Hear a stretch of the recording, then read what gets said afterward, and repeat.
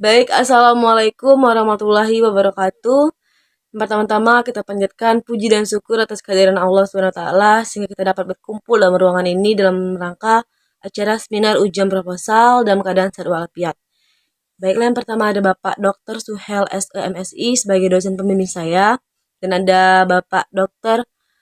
Abdul Basir SESMI sebagai dosen penguji saya.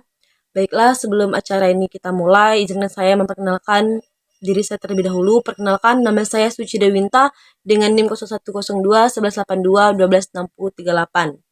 Baiklah, di sini saya akan menjelaskan atau mempresentasikan hasil penelitian saya yang bertema tentang pengaruh reksadana syariah, saham syariah, dan inflasi terhadap pertumbuhan ekonomi Indonesia tahun 2013 sampai 2022.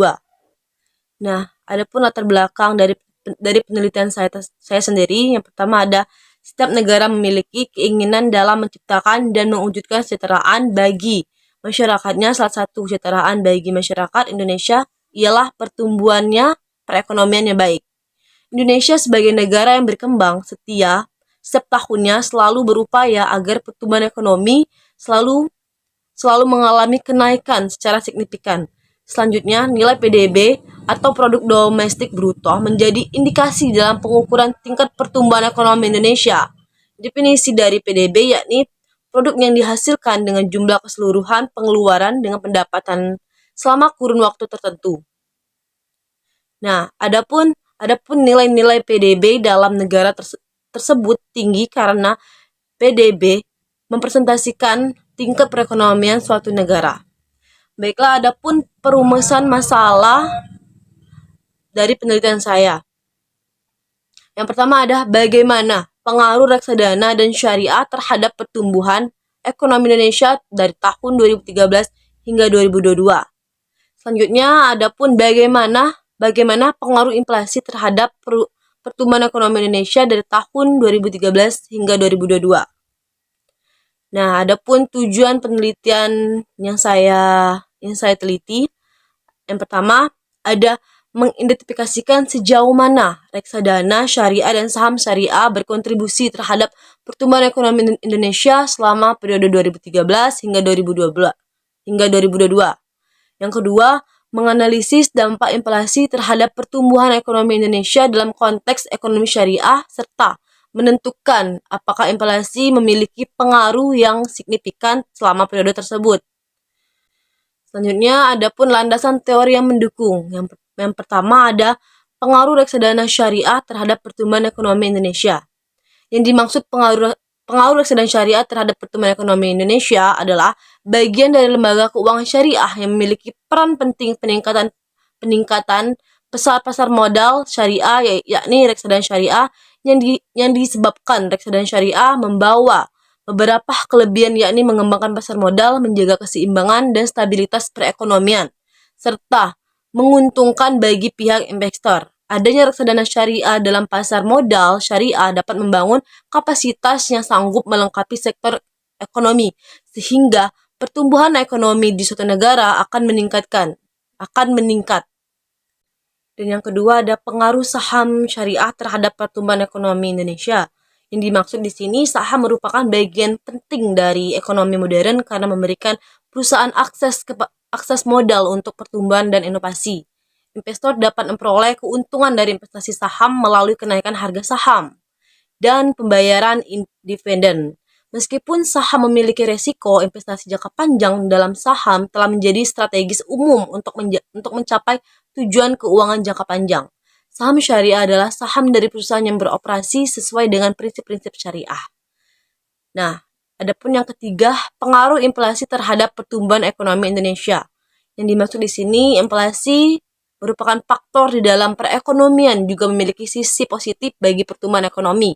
Sisi positif yang diberikan mendorong masyarakat untuk lebih berusaha dalam menumbuhkan dan memperluas perekonomian dengan meningkatkan produksinya.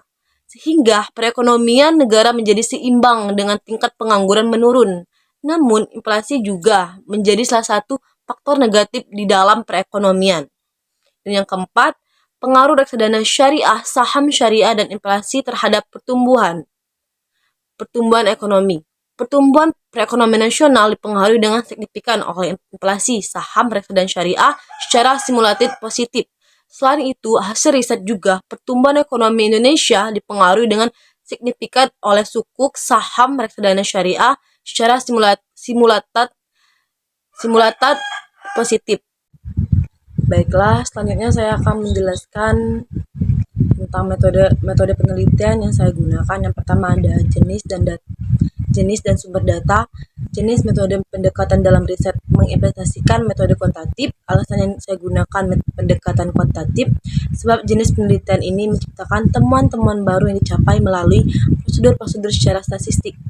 Juga dalam penelitian ini meneliti pada data populasi atau sampel yang berhubungan dengan variabel yang dianalisis dengan melalui alat uji statistik serta teori yang objektif.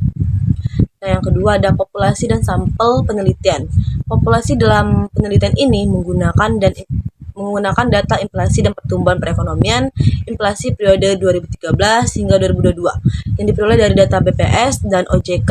Kemudian metode pemilihan sampel yang akan diimplementasikan dalam riset, penerapan purpose sampling, yaitu teknik penetapan sampel dengan menggunakan kriteria atau pertimbangan tertentu.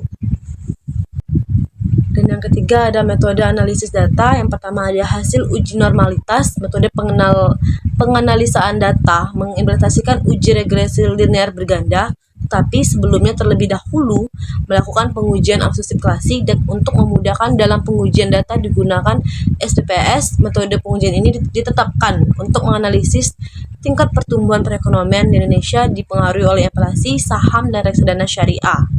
Dan yang kedua ada hasil uji multikolonialitas diperoleh nilai VIF tidak lebih dari 10 dan tolerance value melebihi 0,10 pada 3 variabel, yaitu inflasi, saham, dan reksadana syariah. Artinya independen variabel terbebas dari gejala multikolonialitas. Dan yang ketiga hasil uji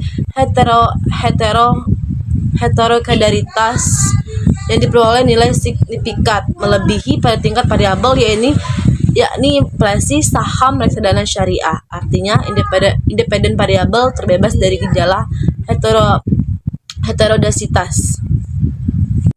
Adapun kesimpulan dari hasil penelitian dan penjelasan di atas, kesimpulan yang bisa diambil, yang pertama, pertumbuhan ekonomi Indonesia periode 2013 hingga 2022 dipengaruhi dengan signifikasi oleh reksadana syariah secara parsial negatif. Dan yang kedua, pertumbuhan ekonomi Indonesia periode 2013-2022 dipengaruhi dengan signifikasi oleh saham syariah secara parsial positif.